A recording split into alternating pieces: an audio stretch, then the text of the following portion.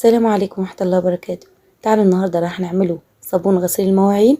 راح نعمله في البيت بطريقة جميلة جدا وسهلة وبسيطة بالزيت المستعمل. راح تعملي أحلى صابون مواعين. زي ما انتم شايفين رغوته جميلة جدا وبيضة وفاخر معانا. يلا نجربوه في الصواني الألمونيا بتاعتنا. لو عندك زيت مستعمل قومي بسرعة وما تكسليش واعملي أحلى صابون وامشي على خطواته وانتي راح تعملي صابون جميل جدا. ينفعنا جدا في رمضان وينفعنا في العزايم، في المواعين الكتيرة، في السلستين، في الألمونيا، في الحاجات الجميلة اللي احنا عارفينها. وانتوا طبعا عارفين الصابون كل ما ينشف كل ما يزيد جماله، كل ما الرغوة بتاعته تزيد. لسه معايا الصابون ما نشفش بس رغوته جميلة جدا جدا. كمية الصدى اللي بنطلعها من الصينية وكمية الزراء شفتي عاملة ازاي، راح يخلي معاكي السلستين او الألمونيا جميل جدا. الرغوة جميلة جدا لمعة معايا وجميلة خالص الصينية وما شاء الله عليها بجد. امشي على خطوات وانتي راح تعملي احلى صابون. ولو اول مرة تشوفي قناتي فضلا ليس امرا حط لي لايك واشتراك ويلا نشوف الطريقة. مكونات الصابون بتاعنا زي ما انتي شايفين كده مكونات سهلة جدا وبسيطة. انا معايا هنا قشر الليمون، حبيت ان انا اعين قشر الليمون عشان راح استخدم بيه الصابون. زي ما انتي شايفين يطلع نص كيلو ده. ومعايا هنا صابون سايب يطلع كيس، راح ناخده منه 3 معالق. ومعايا خل ناخده منه ربع كوبايه كده. ومعايا هنا الزيت المستعمل ده يا جماعه اقل من كيلو. زيت مستعمل اي نوع زيت عندك، زيت سمك، زيت برنجان، زيت اي نوع. الزيت طبعا انتوا عارفين الزيت غالي، ما نرموش اي حاجه راح نستخدمها في الصابون بتاعنا. ومعايا هنا بوتاص ده توم على قد الصابون بتاعي. ومعايا معلقه كبيره من الملح.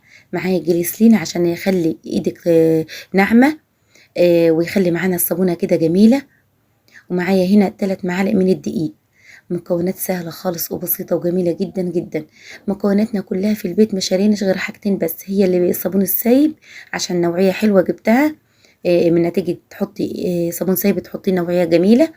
والبوتاص طبعا انا حضرت هنا حله وهحط الليمون بتاعي. قشر الليمون ده يا جماعه، الليمون اهم حاجه في الصابون، بيخلي معاك الصابونه جميله جدا وريحتها جميله وملمس الصابونه جميل خالص.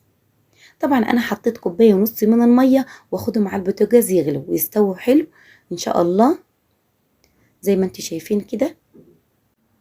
لو مش متوفر عندكي قشر الليمون ممكن تجيبي نص كيلو ليمون من الرخيص وتغليه وتصفيه زي ما انا بعمل كده اهو. لو مش متوفر عندك قشر الليمون، بس عشان انا متوفر عندي قشر الليمون قلت استخدمه. طبعا انا سويتهم حلو وصفيتهم عشان لو كان في بذر ولا في اي حاجه ما يضايقنيش في الصابونه. القشر ده يا جماعه انا مش هرميه، راح استخدمه في حاجات تاني. ما صفينا الليمون بتاعنا وجهزناه نصفه الزيت. انا صفيت الزيت بتاعي كذا مره عشان ما يبقاش فيه تفل ولا فيه حاجات محروقه يخلي معانا الصابونه غامقه. اهم حاجه صف الزيت حلو. انا طلع لي 3 كوبايات من المج يا جماعه من الزيت حسب الكميه اللي بتحوشيها لبيتك. انا محوشاش يعني كتير كنت عشان انتوا عارفين الزيت غالي والحاجه غاليه. 3 كوبايات بنفس الكوبايه اللي انا بصفي بيها. زي ما انتوا شايفين كده ما شاء الله الزيت بتاعنا انه محروق يا جماعه وقديم. وبعد ما جهزنا الزيت وجهزنا الليمون بتاعنا نشتغل على طول في الصابون. زي ما انتوا شايفين كده ما شاء الله. طبعا انا معايا نفس المعيار بتاعت الزيت، راح اعاير بيه الكوبايه عصير الليمون. راح احط كوبايه ونص عشان الصابون بتاعنا ما يبقاش طري. احط كوبايه ونص من عصير الليمون. وبعد كده انا معايا اي عصايه عنديكي، معايا مغرفه كده مش محتاجاها في البيت يعني، راح اقلب بيها. معايا كوبايه الا حاجه بسيطه جدا من البوتاص. زي ما انتوا شايفين كده انا جايبه على مقدار الزيت بتاعي بوتاص ده تمن على 3 كوبايات من الزيت تمن بوتاص. وتقلبي حلو. اهم حاجه كل لابسه كمامه وبعيد خالص عن التقليب، عشان خاطر التقليب ده يا جماعه بيطلع بخار وبيطلع ماده قويه كده اهو عشان ما يحرقش في عينينا. ولو كان عندك حساسيه ولا عندك حاجه تبعدي بعيد خالص. بيفور معانا وشفتي كميه الدخانه اللي بنطلعها.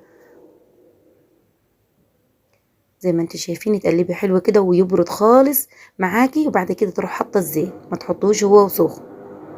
طبعا قلبت حلو خالص والبطاطس معانا داب خالص مع الليمون، عصير الليمون.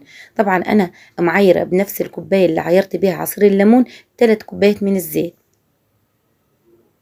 زي ما انتوا شايفين كده عزمة انا مصفيها كذا مرة، بس برضك في حاجات راكسة هتبقى من تحت. اهم حاجة في نجاح الصابون بتاعك ان تقلبي حلو. انا قلبت لمدة ربع ساعة. بعد كده نروح حاطة معلقة كبيرة من الملح، المكونات الصغيرة ديت، معلقة كبيرة من الملح. وبعد كده اجيب يطلع ربع كوباية من الخل. الخل جميل جدا، بيخلي معاك الصابونة فاتحة. وتقلبي تقلبي حلو كده، كل ما تحطي المكونات تقلبي حلو لغاية ما تبقى معاكي القوام تخين معاكي ويبقى زي الكريمة. طبعا احنا لسه ما حطيناش باقي المكونات. احط 3 معالق ولا 4 معالق من الصابون السايب. اهم حاجة ما تكتريش من الصابون السايب عشان ما يطرش معاكي الصابونة وتاخد مدة طويلة منها تنشف معاكي. تكتريش من الصابون السايب، تحطي زي 3 معالق كده. بعد كده احط 3 معالق من الدقيق. مكونات سهلة خالص وبسيطة، وكل مكوناتنا في البيت زي ما انتوا شايفين كده. انا طبعا يا جماعة كل ما احط بقلب. بعد ما حطيت الدقيق 3 معالق من الدقيق اجيب معلقة كبيرة من الجليسلين واحطها. لو مش متوفر عندك الجليسلين ممكن انت بقشر الليمون اللي انت غلتيه تطحني شوية كده في الكبة، تنعميهم حلو وتحطيهم، او تحطي زي ربع كوباية صغيرة من عصير الليمون عشان يحملنا ايدينا من البطاس ومن الحاجات البطاس المادة القوية، يحملنا ايدينا وما يضرش ايدينا خالص. الطريقة دي جميلة جدا ومضمونة، وانا عاملاها كذا مرة في بيتي. طريقة الصابون اللي غسيل المواعين توفير كتير عن اللي بنشتروه من بره يا جماعة، ما شاء الله عليه بجد. بعد ما قعدت اضرب فيه خليته زي ما انتوا شايفين تخين معانا وتخن معانا وبقي تحفة بجد. زي ما انتوا شايفة كده تخن معانا قوي.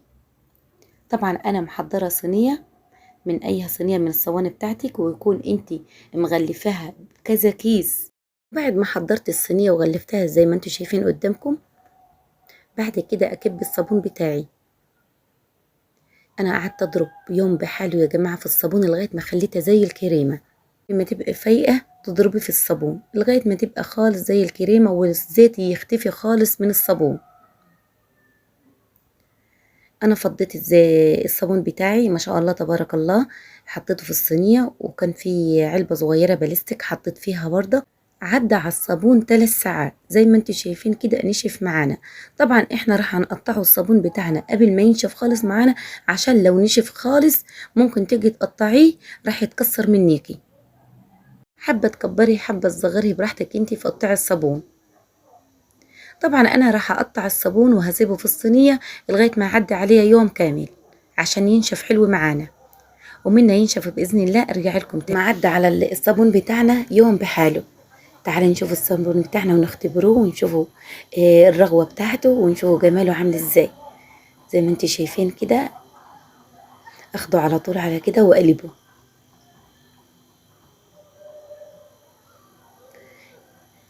ما شاء الله تبارك الله، حاجة جميلة جدا وروعة بجد.